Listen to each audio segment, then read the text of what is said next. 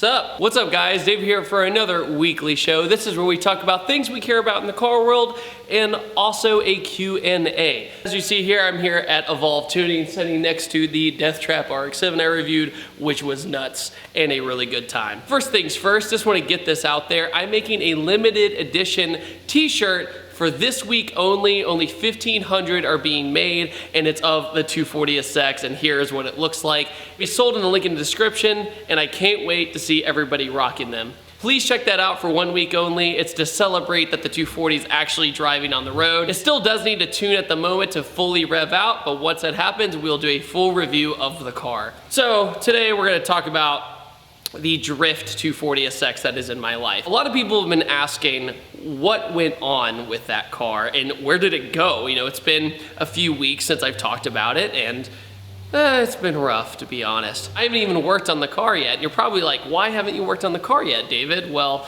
let me tell you. One of my friends said, hey, there's this awesome 1JZ car you'll really like. It's already swapped, already ready to go, it's already running, you know, etc., etc. I'm like, perfect, I want a drift car, so let's do it. So with this drift car project, I was like, okay, it shouldn't be too bad.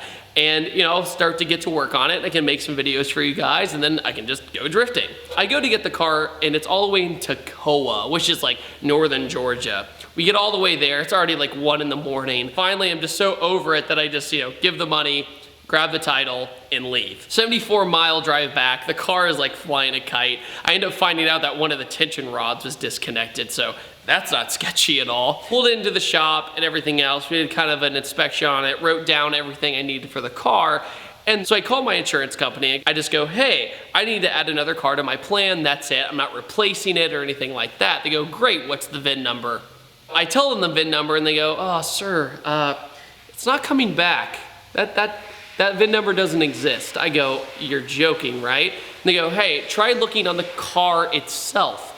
I go, okay, I'll do that. So I go to the car itself, look on the dash, and I notice that there's an 8 on the title, but it's an S on the dashboard. So there was a typo, an error made by Tennessee. And since it's a Tennessee title and I'm in Georgia, I knew I had a lot ahead of me to go through. Basically, I'm like, you know what? I'll probably just go into the DMV, tell them my situation, and they'll fix it. They say they need Tennessee's DMV permission to change the VIN number on the Drift 240.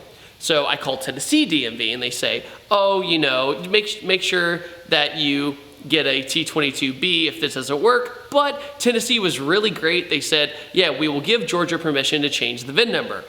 Great. Go back to the DMV in Georgia, explain the situation again, say I have full permission for Tennessee, and then Georgia says no. Why they said no, I have no idea, because they're the people who told me to get permission in the first place. So then after that, they say you need a T22B. Now what's a T22B? That is where you get the police involved to confirm that your car was not stolen. So I'm here at the shop and we're all patiently waiting for a police officer to show up. Really nice lady cop. And she looks at the VIN number, confirms it wasn't stolen, everything else. And then I tell her my situation and she goes, well, have a nice day. Here's your T22B and good luck. I don't think it's gonna go through. I'm like, dude, come on. I get all the form, then I had to write a formal letter to the Tennessee DMV, once again, explaining the situation with the T22B and my title, that's the bad title. So I literally had to ship away this title, and if it was lost, you know, oh God, who knows what would happen. Basically what happened there is I wait a few weeks, no word, finally get a letter in the mail by the Tennessee DMV saying they confirmed it was a typo and an error when they put in the title. And it actually happens more often than you think. So I get the letter back, but then I'm like, oh, wait a minute. They're not gonna send the title to me. They're gonna send it to the previous owner. Oh no. Think about this, guys. Had the previous owner gotten the title, he could have easily probably been like, oh, thanks for the news, but he didn't. And the previous owner, Levi, is one of the nicest guys I've ever talked to, and he is really, really helping me out. He messaged me the other day going, I have the title, just tell me where to send it to. So thankfully, Levi was really awesome, and he's gonna send the title so I can finally get this stuff sorted out. I actually have to reinsure the car because my insurance company was like, listen, we can't have insurance on a car that's not even tagged. So you know, I have to reinsure that, get the title from him, and then I can finally go back to the Georgia DMV with my new Tennessee title so they can transfer it to Georgia. So that is what has been going on with the drift car, and it's been an absolute nightmare. So with that story told, let's get to the Q&A. All right, we're gonna do the Q&A by a Supra Booty, because who doesn't love Supra Booty?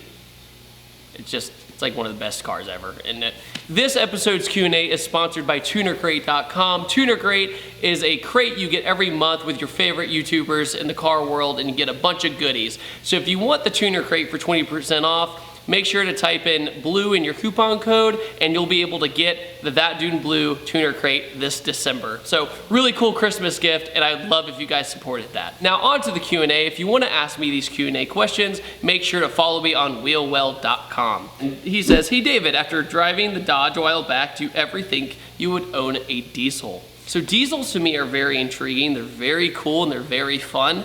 I think the only reason I'd ever get a diesel is to tow stuff, because that's what they're kind of known for. Virginia Beach diesels, like really fast diesels, were really popular. So it was cool seeing those every once in a while with like basically a big chimney coming out the back trunk. It was always cool. But I love revving cars out, and with diesels, you only rev to like 4,000 RPM sometimes. So that was an element I really had a hard time getting used to. Lane asks, any future mod plans for Smurf visual or performance? Smurf to me is pretty much done. You know, it's my daily driver, it's pro charge, it's plenty fast enough, trust me.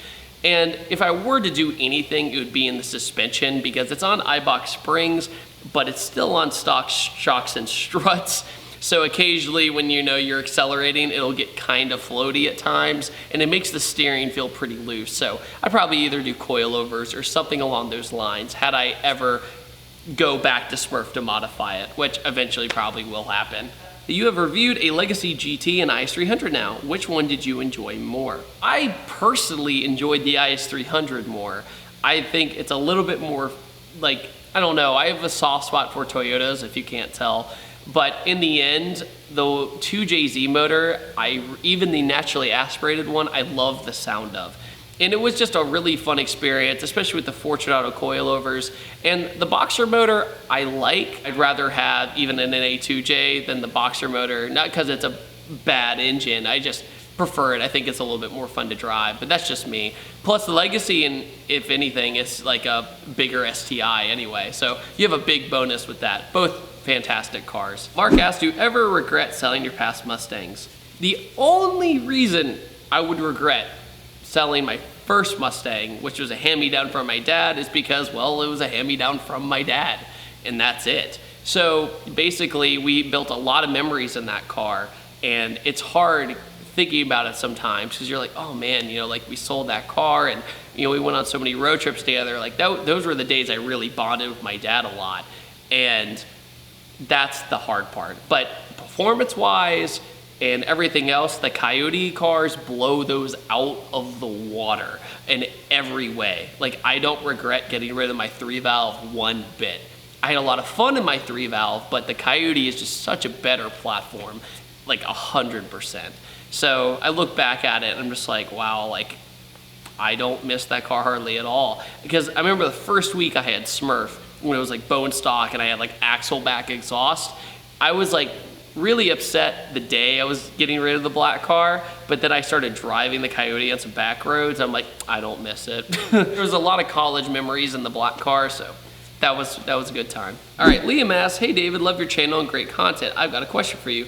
Both the 240 and Smurf are working perfectly, hypothetically. If you had to pick one, what would you choose? Okay, so you're probably gonna get mad, but I'd probably take the Mustang. It's mostly because it's a more modern car and less things go wrong in a more modern car, as much as I hate to say it. My 240 is my baby. You know, I go in my garage and I see it there now, and I literally just want to sit in a chair and stare at it. That's the car, you know, myself, my friends, Evolved Tuning, Evolved Injection, we all came together to create this awesome, beautiful car.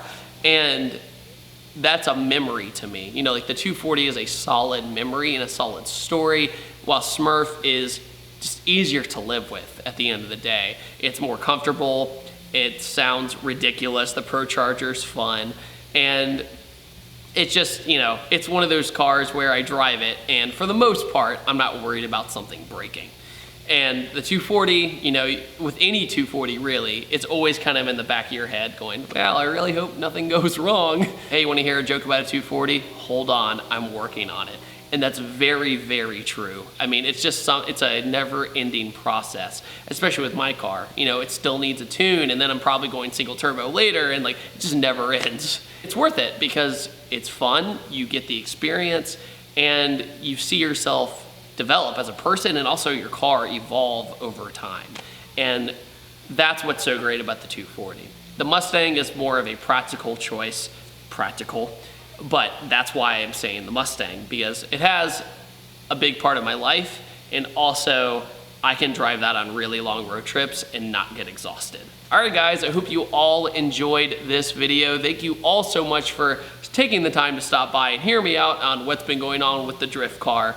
And I promise I will make content with it once I get registered. I'll even do a full review on it when it's like this, and then I'll do a review on it when it's finished. So big thanks to everybody. Big thanks to Wheel-Well for helping me out with the car. And I'll see you guys next time, and take it easy. Have a fantastic day.